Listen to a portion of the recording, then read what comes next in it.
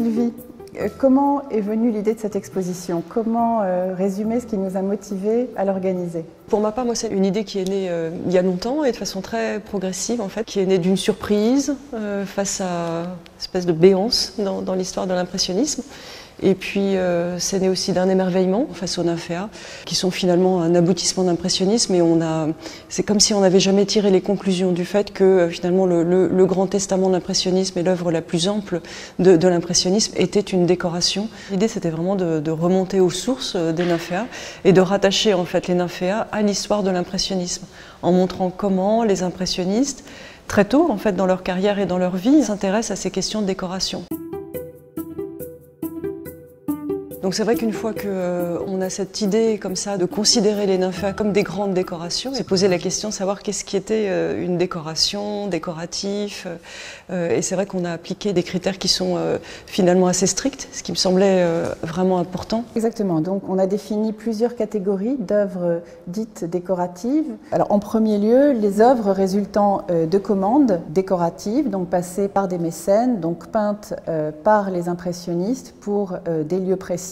À commencer peut-être par le clown de Renoir qui ouvre l'exposition. Oui, qui est une commande, enfin présumée, d'un patron de café, en fait, à côté du cirque d'hiver, et qui est un magnifique portrait de jeunesse de Renoir de la fin des années 1860, qui fonctionne presque comme une affiche, comme une enseigne.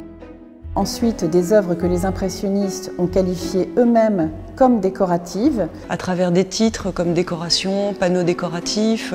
Enfin, nous avons inclus dans le champ de notre exposition des œuvres également décoratives par nature, c'est-à-dire des objets qui ont une fonction. Ce qui relève vraiment des arts appliqués, c'est-à-dire les éventails, la peinture sur les céramiques, que ce soit des carreaux, que ce soit des services, des assiettes, décorées et conçues par ces artistes.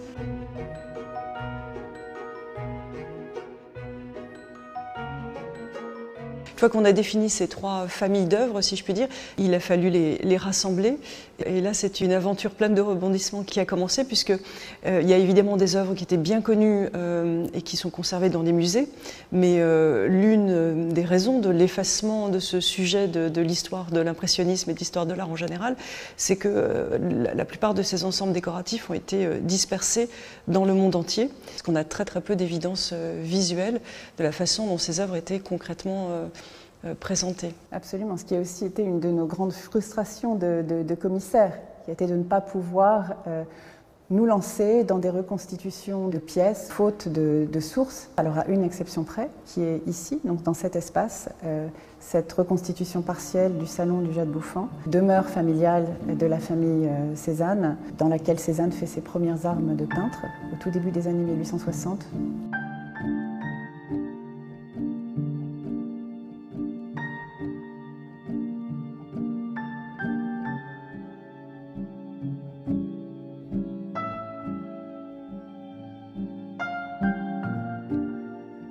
L'idée de l'exposition, la première question qui se pose, c'est comment mettre en valeur ces œuvres, comment les présenter, puisque pour beaucoup d'entre elles, et c'est ça qui est quand même assez étonnant, c'est qu'on n'a pas d'images anciennes, de photographies, de gravures ou même de témoignages qui précisaient la façon dont ces décors étaient insérés dans les intérieurs de l'époque.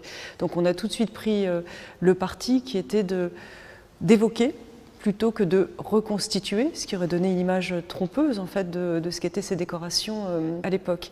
Oui, on ne s'est pas autorisé à installer ces œuvres sous forme de period rooms. On s'en est tenu à un accrochage, une présentation plus sobre, en fait correspondant en fait au peu d'informations dont on dispose sur le contexte de présentation initiale de ces tableaux, de ces panneaux décoratifs. Oui, et puis l'idée c'était aussi que le public puisse les voir, et c'est une des questions qu'on s'était posées très tôt dans le projet, c'est qu'il y a tout un groupe d'œuvres qui sont ce qu'on appelle des dessus de porte. Donc il y a les 4 saisons de Pissarro en début du parcours, on a des dessus de porte de Renoir, de Cézanne. Et donc la question a été, est-ce qu'on restitue ce point de vue qui était fait pour être vu depuis le bas, mais évidemment quand on accroche une œuvre en hauteur, on la voit moins. On a pris la liberté de le faire pour un dessus de porte de Cézanne, mais là encore, on ne sait pas à quelle hauteur exactement. Donc c'est vraiment une suggestion, une évocation, plutôt qu'une reconstitution. Et depuis, en plus, ces décorations, elles ont été transformées en tableaux.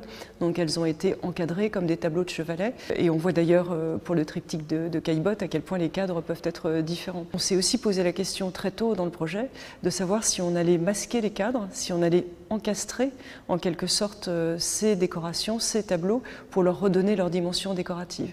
Mais là encore, faute de preuves, on n'a pas voulu aller dans une direction qui aurait finalement peut-être trompé le visiteur, et on n'était pas en mesure de faire ces hypothèses en faveur d'une disparition des cadres.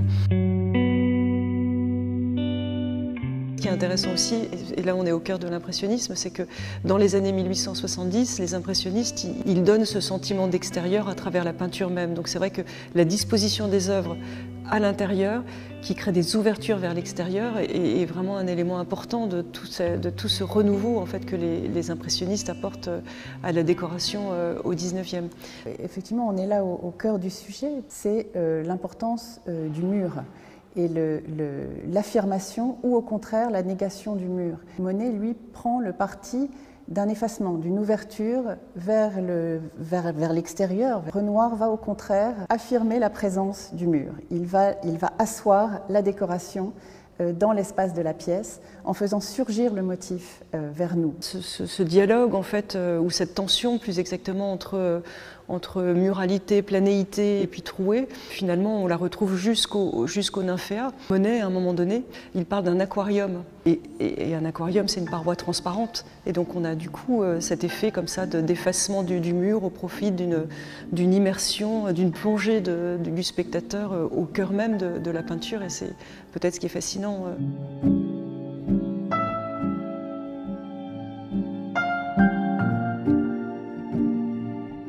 L'exposition en termes de structure suit un parcours qui est à la fois chronologique et thématique et se termine par une dernière salle consacrée exclusivement à Monet et à ses recherches autour des nymphéas. Oui, l'exposition est née des nymphéas et elle se termine physiquement dans les nymphéas parce qu'on espère être une nouvelle expérience en fait, des nymphéas et un nouveau regard sur les nymphéas à la lumière de tout ce qu'on a pu voir dans l'exposition.